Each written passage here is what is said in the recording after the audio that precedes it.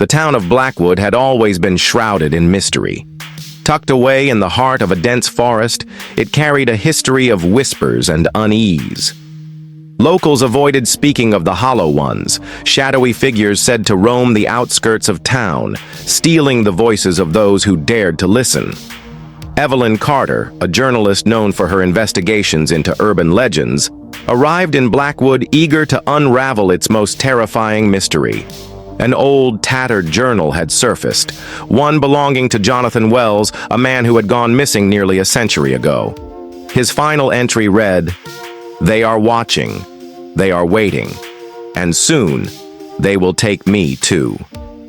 Determined to find the truth, Evelyn soon realized that some legends are not just stories, they are warnings. Evelyn arrived in Blackwood under the cover of dusk. The town's air was thick with an eerie silence, the streets nearly deserted. When she questioned the few residents she encountered, they refused to speak of the disappearances recorded in the journal. One man, Thomas Reed, an aged historian, finally agreed to talk. Over hushed tones, he spoke of the Hollow Ones, not as a legend but as a lingering curse. "They were people once," he whispered, "until the forest took them. Now they are neither living nor dead, only waiting." Evelyn acquired the journal from Blackwood's archives. As she flipped through its brittle pages, she found detailed accounts of strange encounters, people hearing whispers in the night, shadows moving on their own, and entire families vanishing without a trace. Jonathan Wells's descriptions grew more disturbing with each entry. He spoke of figures with hollowed-out faces watching from the treetops and voices that imitated loved ones, luring victims into the woods. His final entry was the most chilling. "They know I see them. They are coming."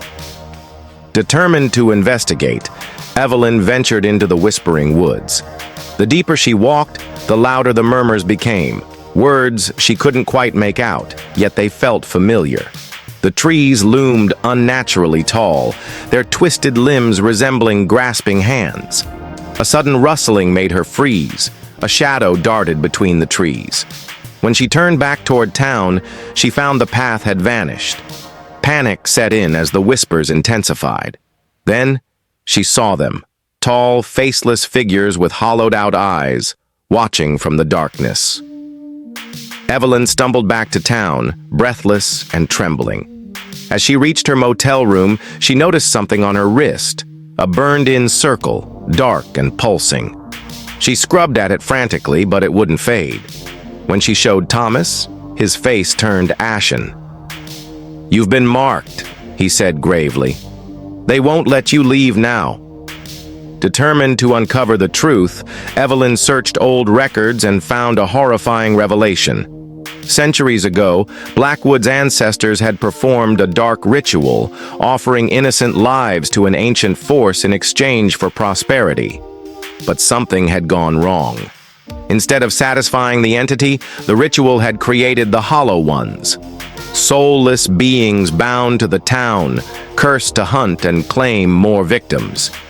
Each person they took became one of them, forever wandering the woods, whispering their sorrow. That night, the whispers returned, louder and clearer. Evelyn covered her ears, but they seeped into her mind, calling her name. Shadows pooled at the corners of her room, stretching toward her. She turned to the mirror and gasped. Her reflection was moving on its own, smiling eerily. "Join us," it whispered, its voice layered with many others. "You belong to us now." Evelyn woke up drenched in sweat, her body aching. Her voice felt hoarse, as if it had been stolen overnight.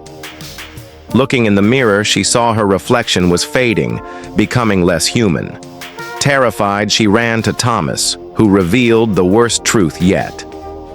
"The more they whisper to you, the more you become one of them.